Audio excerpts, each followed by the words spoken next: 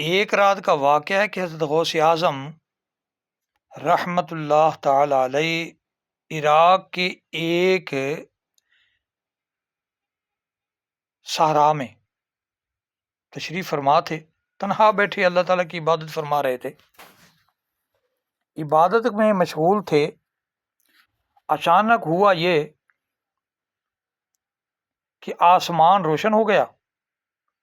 اور اس میں سے ایک آواز آئی، اے عبد القادر، میں تیرا رب ہوں اور تیری عبادت سے راضی ہو کر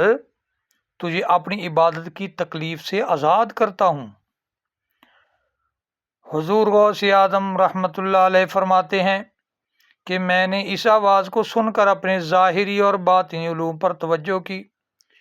تو مجھے اس صورت کا کوئی بھی جواز دکھائی نہ دیا، اور میں نے خیال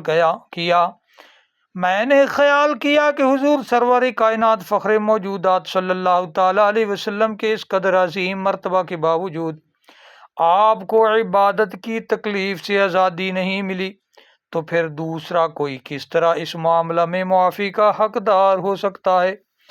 اس خیال کے آتے ہی میں نے فوراً بلند آواز سے پڑھا، لا حول ولا قوت الا باللہ العلی العظیم۔ تو شیطان لعین اپنی اصلی شکل میں آ گیا اور مجھ سے کہنے لگا، اے عبد القادر، میں نے اس سے پہلے بے شمار عبادت گزاروں کو گمراہ کیا ہے، مگر آپ اپنے علم کی وجہ سے بچ گئے۔ تو شیطان لعین کی یہ بات سن کر آپ فرماتے ہیں، میں نے پھر لا حول پڑھا اور کہا، دفع ہو جا مردود، دفع ہو جا مردود۔ میں اپنے علم کی وجہ سے نہیں بلکہ صرف اور صرف اللہ تبارک و تعالی جل مجدہ الکریم کی مدد اور فضل و کرم کی وجہ سے محفوظ رہا ہوں۔ اس پر شیطان لعین اپنا سر پیٹنے لگا اور بولا، اے عبد القادر، آج میں آپ سے بالکل مایوس ہو گیا ہوں اور آئندہ آپ پر اپنا وقت ضائع کرنا بیکار ہے۔ تو حضرت فرماتے ہیں، میں نے کہا، اے لعین، مجھے تیری کسی بات کا یقین نہیں ہے،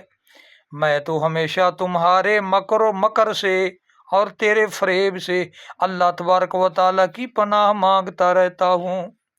دعا ہے اللہ کریم عز و جل ہم سب مسلمانوں مومنوں کو شیطان لعین کے مکر و فریب سے محفوظ رکھے، آمین۔ جس کے مکر و فریب سے بڑے بڑے نہ بچ سکے،